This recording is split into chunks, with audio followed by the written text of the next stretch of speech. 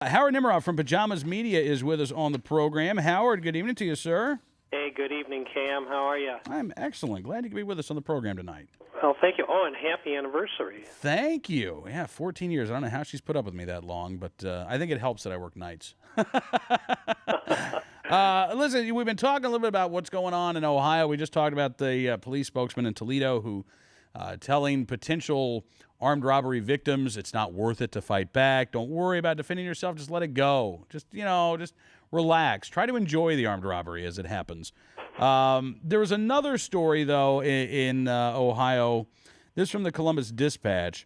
An editorial from a practicing attorney in Columbus, Jack Dorora, who says concealed carry laws do not reduce crime. And I read this over the weekend, and I thought, this seems like a job for Howard Nimmerov to rebut. Because, Howard, we've talked on this program on many occasions, and your statistics and your data suggest that, no, actually, right to carry laws do reduce crime.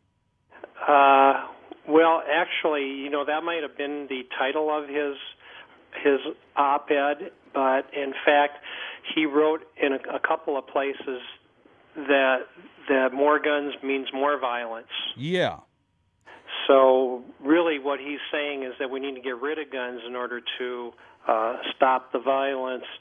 And it's like, I was thinking to myself, is he bringing this tired argument up again?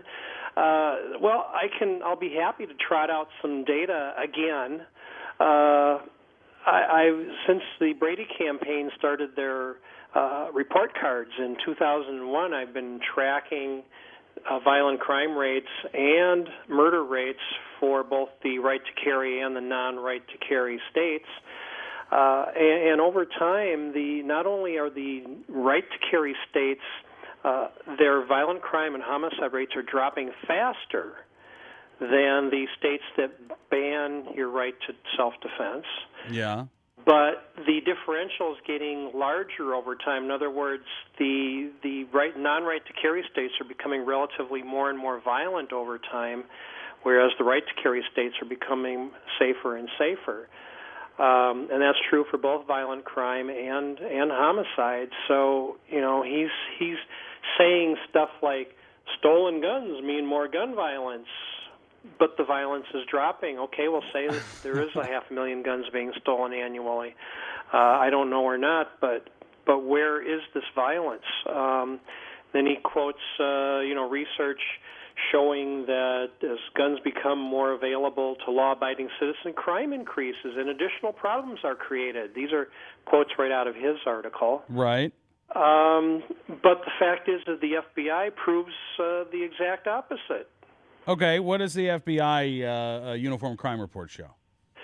Well, since 2001, the homicide rates dropped about 13% in the right to carry states, but it's declined only about 3% in the non-right to carry states. The violent crime rate, the average violent crime rate for right to carry states has dropped 7.5%.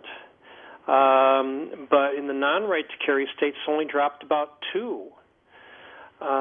So not only are we not seeing increases in violent crime, but we're actually seeing bigger decreases in the right to carry states. Really? Now, when you talk about right to carry, you're talking about shall issue, right? You include may issue states in the non-right to carry states. Yeah, I consider them non-right to carry, having lived in California and knowing people still who live there. If you contribute a certain amount of money to the sheriff's reelection campaign, you could qualify for a concealed carry permit. But other than that, forget about it. So, yeah, right to carry means a state with a liberalized concealed carry law where it's relatively easy for a law-abiding citizen to carry a concealed handgun in public. Okay, so when this fella, Jack Dorora, says, for instance, let's see, the Ayers and Donahue, Ian Ayers and John Donahue in a 2003 study published in the Stanford Law Review. Right. They say with concealed carry laws, criminals could be more inclined to pack heat and be quicker to shoot. What are they talking about? What? Because if criminals are in a state in which there are right to carry laws, then criminals may assume that, okay, my intended victim may have a gun, so I better have a gun and I better shoot first. Is that really their argument? It sounds like, but the thing is, I like this woulda, coulda, shoulda. Right. They're creating a mythical reality in order to justify their irrational beliefs. In fact, the FBI and the Department of Justice studies show that the use of guns in violent criminal attacks has decreased over time. So again, I don't know where Ayers and Donahue get what their how they support their beliefs. I do know that I saw a recent study from the Health and Human Services that shows that Washington, D.C. got the highest rates of adult drug and alcohol usage, so maybe that has something to do with Ayers and Donahue. Maybe they're hallucinating. Yeah, I don't know. I mean, it's amazing the pretzels that, the human pretzels that people will twist themselves into to try to make the case that right to carry doesn't work, when bottom line is, as more and more states have adopted shall-issue right to carry laws, we've seen a drop in the crime rate. And as you point out, the drop has come primarily in right to carry states. The non-right to carry states have not seen as large a decrease in crime. No. But any way you slice it, Howard, the headline, concealed carry laws do not reduce crime. Well, there's absolutely no evidence that concealed carry laws lead to more crime. No, but we do have to remember that Mr. Aurora is sounds like he's probably a trial lawyer, and his talking points in this op-ed were right from the legal community against guns or against violence.